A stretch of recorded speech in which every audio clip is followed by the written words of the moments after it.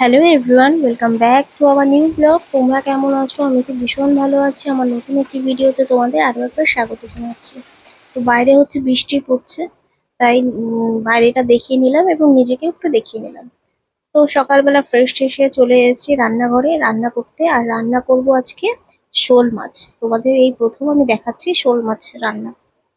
তো এই জন্য আলুটা কেটে নিচ্ছি, আর একটু মশলা দিয়ে করব, একটু রসা টাইপের করব। তোমরা খেয়েছো কিনা জানি না, সব রকম মশলা দিয়ে একটু গা মাখো মানে কি একটু হালকা গ্রেভি গ্রেভি টাইপের রান্না করো। তোমরা অবশ্যই খেতে পারো, অসাধারণ খেতে হয়, তোমাদের বলে দিচ্ছি। তো এই যে মশলা করব, এই জন্য মিক্সিতে সব মশলাগুলো দিয়ে নিচ্ছি, আর সঙ্গে একটু চা করব, কারণ এই বৃষ্টির দিনে একটু চা খেতে সবারই ভালো লাগে। তো এই যে একটু আদা দিয়ে চা করব। তো চায়ের দিকে চিনি দিয়ে নিচ্ছি, দিয়ে তারপর চাটা ঘরে নিয়ে যাব ঢেলে। পাপা ওদিকে ঘুমোচ্ছে, চাটা খেয়ে একদম ফ্রেশ মুডে এসে রান্না করব।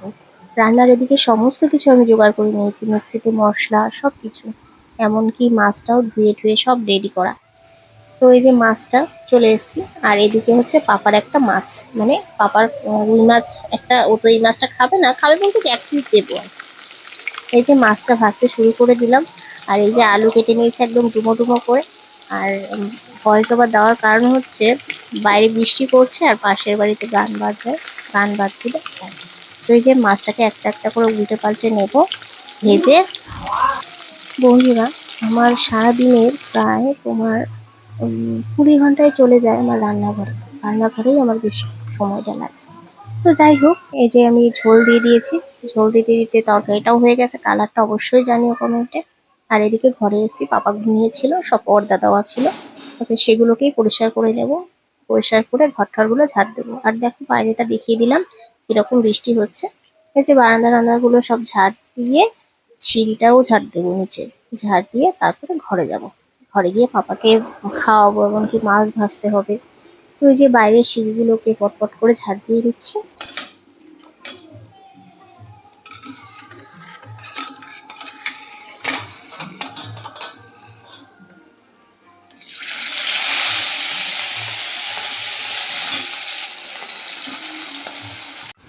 তো এদিকে দেখো পাপাকে খাওয়াতে বসে গেছি, আর ওই যে তরকারি, শোল মাছের তরকারি, আলু নিয়েছে এক পিস মাছ, আর হচ্ছে ওর মাছটা। তো ওকে খাইয়ে আমার খাওয়া হয়ে গেছে, আমিও খেতে বসে গেছি।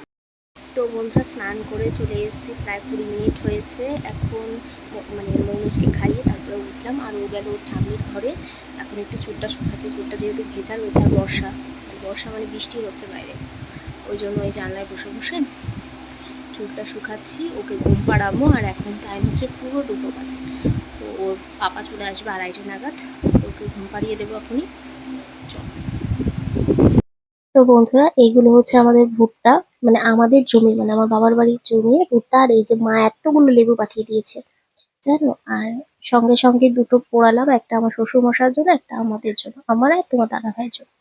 তো পুড়িয়ে নিচ্ছি। আরো কিছু পাঠিয়েছে।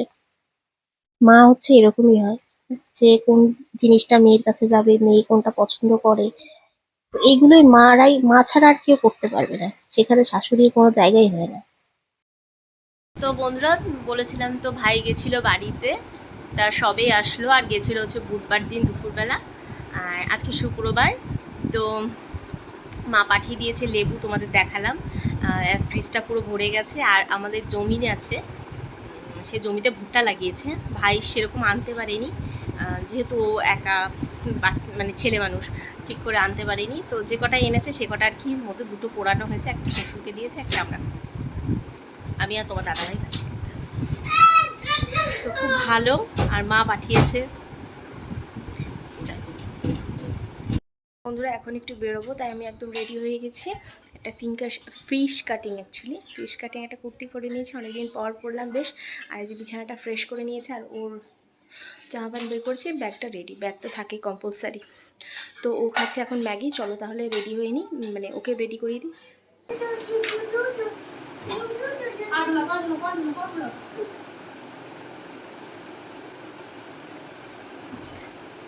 রেডি রেডি রেডি, ছোটি নিয়ে এসো ব্যাগ করে। হ্যাঁ বাবা, ছোটি নিয়ে এসো বলো।